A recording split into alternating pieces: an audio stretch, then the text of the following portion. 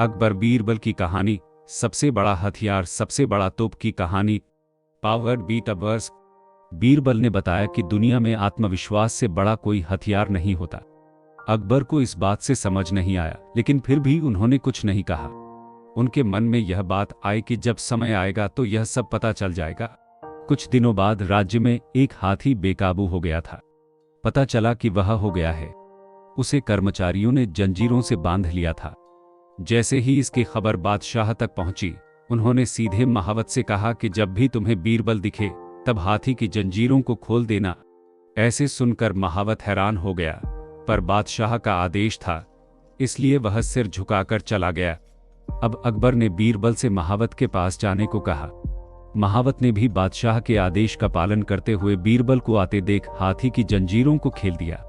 बीरबल को इस बात की जानकारी नहीं थी, इसलिए वो आराम से चल रहे थे। तभी उनकी नजर हाथी पर पड़ी जो उनकी तरफ आ रही थी। वो कुछ समझ नहीं पाए। कुछ ही देर में उनके दिमाग में ये बात आई कि बादशाह ने मेरी बात को जांचने के लिए ही इस हाथी को मेरे पीछे छोड़ने का आदेश दिया होगा।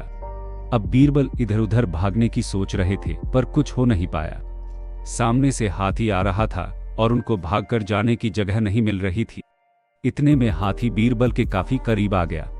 तभी बीरबल ने एक देखा और उसे टांगों से पकड़कर हाथी की तरफ फेंक दिया। चीखता हुआ हाथी से टकराया। उसकी चीखें सुनकर हाथी वापस उल्टी दिशा में भागने लगा। कुछ ही देर में इस बारे में बादशाह अकबर को पता चल गया था। तब जाकर उन्होंने समझा कि आत्मविश्वास ही इंसान का सबसे बड़ा हथियार होता है। अकबर द्वारा संचालित। हर किसी की बात पर यूं ही भरोसा नहीं करना चाहिए। बात की जांच और परख करना जरूरी है। दूसरी सीख यह है कि इंसान समय से पहले उम्मीद न छोड़े तो परेशानी से बाहर निकला